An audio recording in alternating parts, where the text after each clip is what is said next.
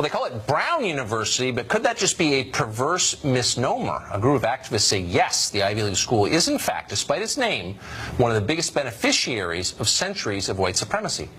Members of the federally unrecognized Paconet tribe have set up an encampment on Brown University land.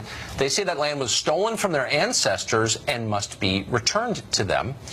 And yet, for some reason, the famously progressive school isn't racing to atone for its past wrongs, despite having more than $3 billion in its endowment.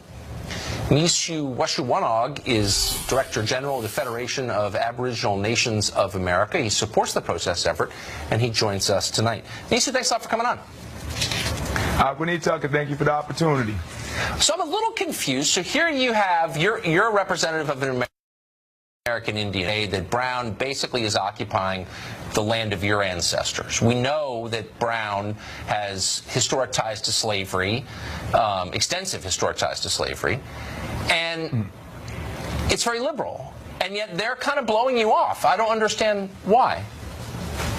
Well, they don't want to admit that they're wrong in this situation, and we, by law, are absolutely correct. So that's really where the problem comes in, not wanting to admit that they're wrong. But I mean, gee whiz, Brown has, I think, I checked today, $3.2 billion in its endowment. That's more than the GDP of more than 40 countries worldwide. So you'd think they could take some of that money and make it right. You would absolutely think that, and it just seems, once again, that they just don't want to do the right thing. I mean, we've laid out the law for them. We've given them all of the history. They understand everything we're saying, and it's just a matter of them not wanting to transfer the land over into the Pokanoket Trust. So that's really what the situation is right now.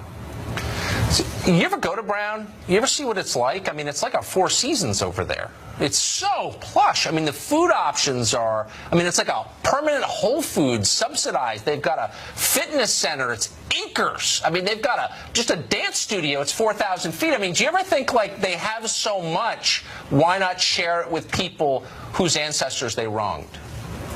Well, I mean, that's precisely the situation that's going on. And I actually grew up in a neighborhood adjacent to Brown.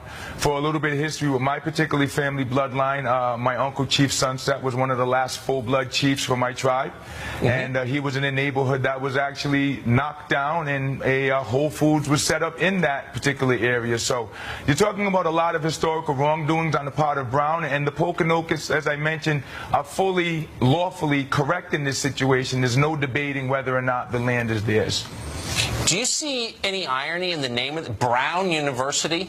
I mean, liberal? Well, I mean, does it make sense to you? No, but I think what you're dealing with is a lot of northeastern sort of racism where it's not overt, it's very covert, but it points the finger at southern racism, but it doesn't want to acknowledge its own issues and its own challenges. So I think that's what's on display right now with Brown, and it's kind of disappointing, to be quite honest. So why do you think the school has a right to its main campus? I mean, considering it was built on the suffering of oppressed peoples, don't you think it would be better used as an Indian reservation? Would your tribe be willing to use the Brown campus, and don't you think you'd use it a little better than they do as an Indian reservation? Well, I'm not much into reservations. We roam freely on the land, but if you're asking if it's all on Indian land, yes, absolutely it is. And you have to get back into the history of where were the treaties that were gotten when the land was taken, where was the actual bill of sale that was passed on, something that says that land was theirs, and you're not going to find it. So why don't you set up an encampment on the quad at Brown and help yourself to some of the, delicious sushi they serve the rich kids who go there, and use the 9 swimming pools or whatever they've got in their dance studio? I mean, how do you think that will go over if you did that? It'd probably go over pretty bad, but our people have always been people who try to do the right thing and move respectfully first. This situation that we're in right now, we approached the Attorney General of the state of Rhode Island in 2015 and expressed to them what the situation was and what our intention was, and we were just ignored for 2 years. Same thing with communications with Brown, so at some point, the disrespect has to end, and that's where we're at right now. We're hoping to work this out amicably with Brown so that those sorts of measures don't have to be taken. But when you're being disrespected and when the law's not being followed, I think you have to do what you have to do. Yeah, and I think we might support you in that. Really quickly, though, here's my theory, and you tell me if you think it's right. So the Brown jumps up and down, all the students, we're so liberal on the side of oppressed peoples. I wonder if some of that is a cover for their own rottenness. They're basically running a $3 billion hedge fund, posing as a school, on the backs of oppressed people historically. Do you think maybe all the liberal stuff is so you won't look at them and kind of ask hard questions about where all the money came from? I would agree with that to a certain extent. I think there's a lot of hypocrisy when you look to the north, and I think there's a lot of finger pointing that goes on. But, you know, there's always three fingers pointing back at yourself when you point one at someone else. I agree.